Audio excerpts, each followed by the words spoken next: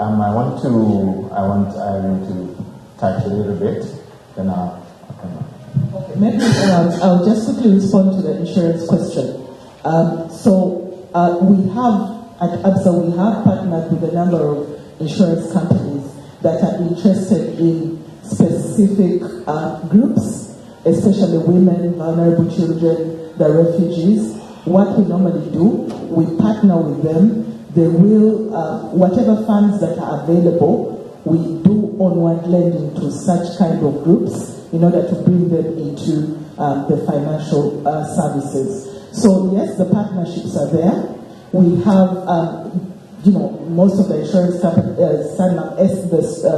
South Africa insurance companies, we have also now tapped into this market, the UK market, and then we also partner with microfinance companies. So what we do as a bank, we connect these 2 or 3 entities to be able to provide funds that can onward lend to the last mile of whichever group that we are targeting. I think the recent one we've just done is one that targets women down in the rural areas. And with that, I'm also glad to know that they are now also taking insurance, which were the real life insurance, as part of a package to these vulnerable groups and the last mile. So I think we can have a conversation, but the market is, at least the banking sector does have those services where we can, service the vulnerable groups. I want you to just touch on trade finance. There's a question on trade finance and the cost in terms of insuring those trades. And maybe Graham can help us touch it. My answer won't be so much about ensuring that trade. You need to find a good trade partner who's going to provide you that information, that instrument, in a particular way. And it's collateralizing and what's required for that, and the risk elements that go with it. I'm happy to talk with you afterwards to talk about our risk model, because again, we're talking about appropriate collateral for different markets. And that's not just saying, no, you can't do a trade, we'll make it 5 times the cost.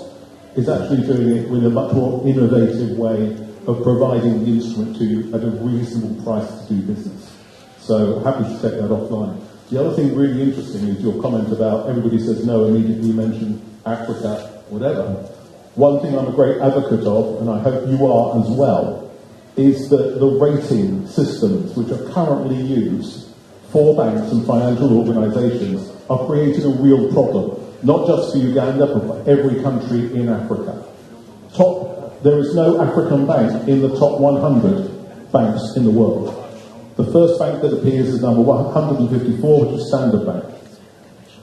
150. 154 is Absa.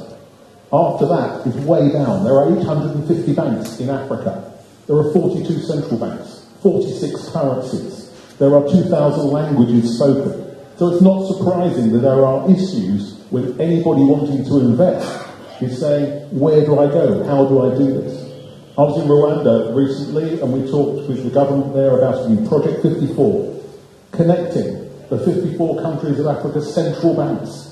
So we get standardization, reusability, harmonization of the way things work, movement of payments that much easier.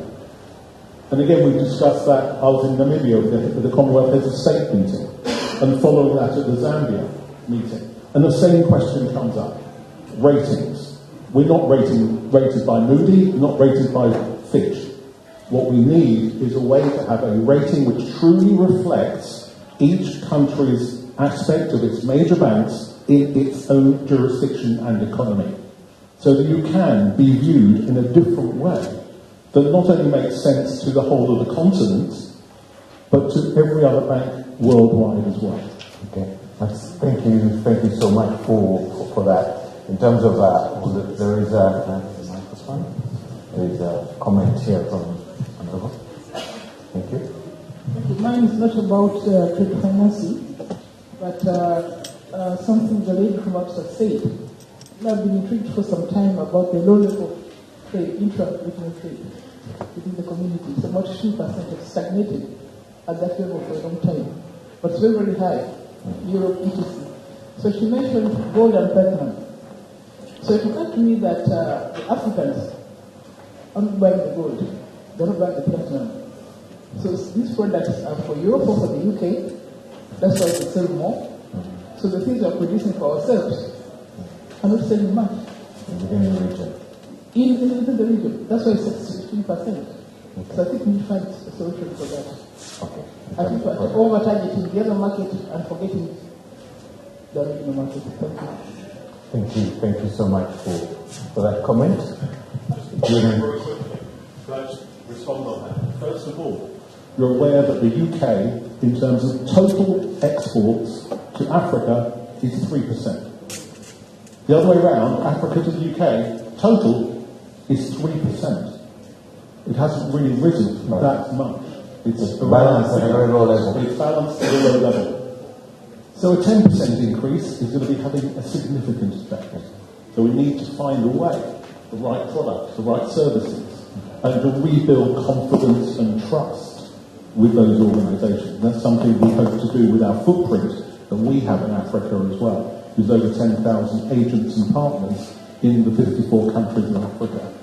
So that's really important to understand how the business model can work for smaller SMEs who we've heard are driving those economies, driving employment, driving financial inclusion, and really helping to build economies and growth. Great. You touched on rating and